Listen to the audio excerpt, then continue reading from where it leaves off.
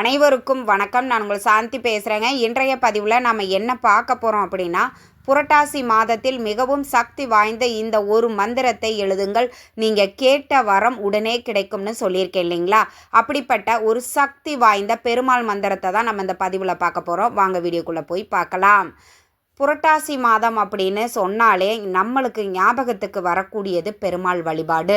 இந்த புரட்டாசி மாதம் 30 நாளும் பெருமாளை யார் ஒருவர் மனதார நினைத்து அவரினுடைய திருநாமத்தை சொல்கிறார்களோ அவர்கள் வாழ்க்கையில் வறுமை நீங்கும், தரித்திர நிலை நீங்கும், செல்வச் செழிப்பு அப்படிங்கிறது ஏற்படும், வாழ்க்கையில் முன்னேற்றம் ஏற்படும், சண்டை சச்சரவுகள் நீங்கி மன அமைதி பெறும், மனக்குழப்பங்கள் நீங்கும். இத்தனை நல்ல விஷயங்களும் இந்த புரட்டாசி மாதத்தில் பெருமாளை நாம் வழிபட்டோம் அப்படின்னா நம்ம வாழ்க்கை முழுவதும் சந்தோஷமாகவும் மகிழ்ச்சியாகவும் நிம்மதியாகவும் இருக்கும் அப்படிங்கிறது ஐதீகம். அப்போது இந்த புரட்டாசி மாதத்தில் வரக்கூடிய சனிக்கிழமைகள் ரொம்ப விசேஷம். புரட்டாசி சனிக்கிழமை சனீஸ்வர பகவான் அவதரித்த நாள். பொதுவாகவே பார்த்தீங்க அப்படின்னா அந்த சனி திசை நடக்குதுன்னா சனிக்கிழமையில் சனீஸ்வர பகவானுக்கு எல் தீபம் போட்டு வழிபாடு செய்யுங்க, அவரினுடைய தாக்கம் குறையும் அப்படின்னு சொல்லுவாங்க. அப்போது இந்த சனிக்கிழமையை ரொம்ப ஒரு அபசகுணமான ஒரு கிழமை அப்படின்னு எல்லாருமே ஒதுக்கி வச்சாங்க. அப்போ என்ன பண்ணுறாரு சனீஸ்வர பகவான் விஷ்ணு பகவானை நோக்கி தவம் கொள்கிறாரு. அப்போ விஷ்ணு பகவான் அவருடைய தவத்தின் பலனாக உனக்கு என்ன வரம் வேணும் கேளு அப்படின்னு சொல்கிறாங்க. இப்போ நான் அவதரித்த நாள் சனிக்கிழமை. இந்த சனிக்கிழமை ரொம்ப ரொம்ப ஒரு கெட்ட கிழமை அப்படின்னு எல்லார் மக்கள் மனசுலையும் பரவலாக ஒரு எண்ணம் இருக்கிறது. இந்த சனிக்கிழமை அன்று விரதம் இருந்து விஷ்ணு பகவானை யார் ஒருவர் நினைத்து வழிபாடு செய்கிறார்களோ அவர்களை நான் ஒருபொழுதும் துன்புறுத்த மாட்டேன் அப்படின்னு ஒரு வரத்தை சனீஸ்வர பகவான் வாங்குறாரு. அதன் பலனாகத்தான் இந்த சனிக்கிழமை புரட்டாசி சனிக்கிழமை அவர் பிறந்தார். இந்த புரட்டாசி சனிக்கிழமை தான் அவருக்கு வரம் கிடைத்தது. அதனால் இந்த புரட்டாசி சனிக்கிழமையில் பெருமாளை நினைத்து நாம் வழிபட்டோம் அப்படின்னா வாழ்க்கையில் எல்லா விதமான கஷ்டங்களும் பிரச்சனைகளும் தீரும் அப்படிங்கிறது ஐதீகம். இந்த புரட்டாசி சனிக்கிழமை பிடித்து வழிபாடு செய்வதற்கு இதுதான் காரணம். இந்த புரட்டாசி மாதத்தில் வரக்கூடிய 4 சனிக்கிழமைகளுமே நாம் பார்த்திங்கன்னா பெருமாளை சிறப்பாக வழிபாடு செய்வோம். நிறைய பேர் கலவை சாதம் செஞ்சு வச்சு வழிபாடு செய்வாங்க. புளி சாதம், எலும்பிச்சம் சாதம், தேங்காய் சாதம், தயிர் சாதம், சர்க்கரை பொங்கல், சுண்டல், உளுந்து வடை அப்படின்னு 7 வகையான உணவுகளை தயாரித்து வழிபாடு செய்வாங்க. ஒரு சிலர் சாம்பார், சாதம், பாயசம், அப்பளம் வச்சு வழிபாடு செய்வாங்க. உங்களுடைய வழக்கம் எதுவோ அப்படி நீங்கள் இந்த சனிக்கிழமையில் வழிபாடுகள் செய்யலாம். எந்த சனிக்கிழமை, இந்த புரட்டாசி சனிக்கிழமையில் 4 சனிக்கிழமைகள் இருக்குது. இதில் உங்களுக்கு எது வசதியாக இருக்கோ, எந்த சனிக்கிழமை உங்களுக்கு லீவ் கிடைக்கும், உங்களுக்கு செய்ய முடியும், வசதியாக இருக்கும், அதை பொறுத்து நீங்கள் தேர்வு செய்து கொள்ளலாம். ஆனால் ஒவ்வொரு சனிக்கிழமையுமே மிக மிக விசேஷமானது தான். அதே மாதிரி இந்த புரட்டாசி மாதம் முழுவதுமே நாம் பெருமாளை வழிபாடு செய்யக்கூடிய ஒரு அதிசக்தி வாய்ந்த ஒரு நாள், ஒரு மாதம் அப்படின்னே நம்ம சொல்லலாம். சரி, இந்த புரட்டாசி மாதத்தில் நாம் ரொம்ப நாளாக ஒரு விஷயத்துக்காக கோயிலாக ஏறி இறங்கி இருக்கிறம்மா, நான் கும்பிடாத தெய்வம் இல்லை, செய்யாத பரிகாரம் இல்லை, ஆனால் இந்த ஒரு விஷயம் மட்டும் நடக்கவே மாட்டேன்டுது.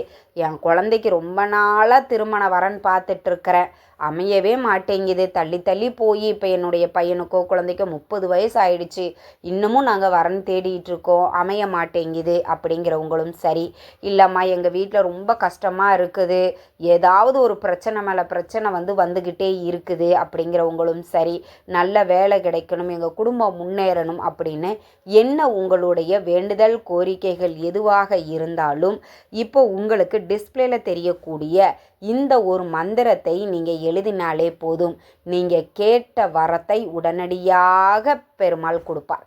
அப்படி நாம் முதல்ல பார்த்தீங்கன்னா ஒரு அன்ரூல் நோட்டு ஒன்று வாங்கிக்கோங்க. ஒரு ப்ளூ கலர் இல்லைன்னா க்ரீன் கலரில் இருக்கக்கூடிய பேனா, பென்சில், மார்க்கர் எது வேணாலும் நீங்கள் பயன்படுத்திக்கோங்க. இப்போது உங்களுக்கு டிஸ்பிளேல தெரியக்கூடிய இந்த மந்திரத்தை நீங்கள் எழுதணும். ஒரு நோட்டு, ஒரு பேனா வாங்கிட்டீங்க. உங்கள் வீட்டு பூஜை அறையில் பெருமாள் படத்திற்கு முன்பாக ஒரு நெய் தீபம் ஏற்றி வச்சுட்டு பெருமாளுக்கு என்ன விஷயத்துக்காக நீங்கள் எழுத ஆரம்பிக்கிறீங்க அப்படிங்கிறத ஒரு சங்கல்பமாக எடுத்துக்கொள்ள வேண்டும்.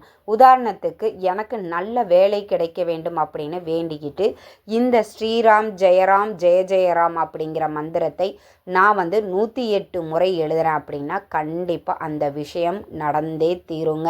இதை நீங்கள் ஒரே நாளில் 108 முறை எழுதினாலும் சரி, இல்லை ஒரு வாரம் 10 நாள் நான் கொஞ்சம் கொஞ்சமாக எழுதுகிறேங்க, எனக்கு டைம் கிடைக்கிறப்பெல்லாம் நான் எழுதிக்கிறேன் அப்படின்னாலும் சரி, இந்த புரட்டாசி மாதம் முடிவதற்குள் நீங்கள் எழுதி முடிக்க வேண்டும். இப்படி செய்யும் பொழுது இது 108 தடவை 1008 தடவை உங்களுக்கு எத்தனை முறை எழுதுறதுக்கு வசதியாக இருக்குதோ அத்தனை முறை நீங்கள் எழுதணும். 108 முறை எழுதலாம் அல்லது 1008 முறை நீங்கள் எழுதலாம். உங்களுக்கு எது வசதியாக இருக்குதோ அதை பயன்படுத்திக்கோங்க. இப்படி எழுதி இந்த புரட்டாசி மாதத்திற்குள் நீங்கள் முடிவடைந்தால் கண்டிப்பாக நான் சொல்கிறேங்க, நீங்கள் கேட்ட வரத்தை பெருமாள் உடனடியாக கொடுப்பார். இதில் எந்த ஒரு மாற்று கருத்துமே கிடையாது. புரட்டாசி மாதம் அப்படின்னாலே பெருமாளை வழிபாடு செய்யக்கூடிய ஒரு மாதம். இந்த மாதத்தில் நாம் பெருமாளுக்கு உகந்த இந்த மந்திரத்தை 108 முறை எழுதுகிறோம் அப்படின்னா கண்டிப்பாக பெருமாளினுடைய அனுகிரகம் நம்மளுக்கு கிடைத்தே தீரும். நம்ம வாழ்க்கையில் இருக்கக்கூடிய கர்ம வினைகள் நீங்கும். ஒவ்வொரு சனிக்கிழமையும் சரி, ஒவ்வொரு நாள் இந்த கிழமையில தான் எழுதணும் அப்படின்னு நான் சொல்ல வரல. நீங்கள் எந்த கிழமையில் வேணாலும் ஸ்டார்ட் பண்ணலாம். பெருமாள் படத்திற்கு முன்பாக ஒரு தீபம் ஒன்று ஏற்றி வச்சுட்டு அதற்கு அடுத்து நீங்கள் எழுதுறதுக்கு ஸ்டார்ட் பண்ணுங்கள். பெருமாள் கிட்ட நான் இதற்காக எழுதுகிறேன், இந்த விஷயம் எனக்கு கண்டிப்பாக நடக்கணும் அப்படின்னு பெருமாளை மனதார பிரார்த்தனை பண்ணிட்டு எழுதுறதுக்கு நீங்கள் ஸ்டார்ட் பண்ணுங்கள். 108 முறை எழுதுறதும் 1008 முறை எழுதுவதும் உங்களுடைய வசதியை பொறுத்து. அதற்கு அடுத்தது பார்த்தீங்க அப்படின்னா, எப்பயாவது உங்கள் வாழ்க்கையில் துன்பம் வந்து கொண்டே இருக்குது, ஏதாவது ஒரு பிரச்சனை மேலே பிரச்சனை போயிட்டே இருக்குது, இதை என்னால் கண்ட்ரோல் பண்ணவே முடியலை, இதற்கு ஏதாவது ஒரு வழி கிடைக்கணுமே அப்படின்னு நினச்சிங்கன்னாலும் அந்த வேலையிலையும் இந்த மந்திரத்தை நீங்கள் தாராளமாக எழுதலாம். அம்மா, இந்த பதிவை நான் ரொம்ப லேட்டாக தான் பார்க்குறேன், புரட்டாசி மாதமே முடிஞ்சிருச்சு, ஆனால் இப்போ தான் இந்த வீடியோவை நான் ஃபஸ்ட் டைம் பார்க்குறேன், ஆனால் இப்போது நாங்கள் இந்த மாதத்தில் ஸ்டார்ட் பண்ணலாமா அப்படின்னா, ஐப்பசி மாதம் தான் பார்க்குறீங்க அப்படின்னா எப்போ பார்க்குறீங்களோ அப்போ நீங்கள் ஸ்டார்ட் பண்ணுங்கள். அதனால் எந்த பிரச்சனையும் கிடையாது. என்னென்னா புரட்டாசி மாதம் பெருமாளுக்குரிய மாதம் அப்படிங்கிறதுனால புரட்டாசி மாதத்தில் எழுதுவது உடனடியாக பலன் கிடைக்கும். மற்ற மாதங்களில் நீங்கள் எழுதும் பொழுது கொஞ்சம் லேட்டாக கூட நீங்கள் கேட்ட வரம் கிடைப்பதற்கு வாய்ப்பு அதிகமாக இருக்குது. எதையுமே உள்ளன்போடு மனமுருகி பிரார்த்தனை பண்ணி கேளுங்க. நிச்சயம் நீங்கள் கேட்ட வரத்தை உடனடியாக பெருமாள் தருவார். நம்பிக்கையோடு நம்ம வழிபாடு செய்யணும். ஏதோ செய்ய சொல்கிறாங்க, செஞ்சு பார்ப்போம் நடக்குதா இல்லையா அப்படின்னு சொல்லிட்டு அப்படின்ற மாதிரி நீங்கள் எழுதுறீங்கன்னு அப்படின்னா கண்டிப்பாக அது நடக்கவே நடக்காது.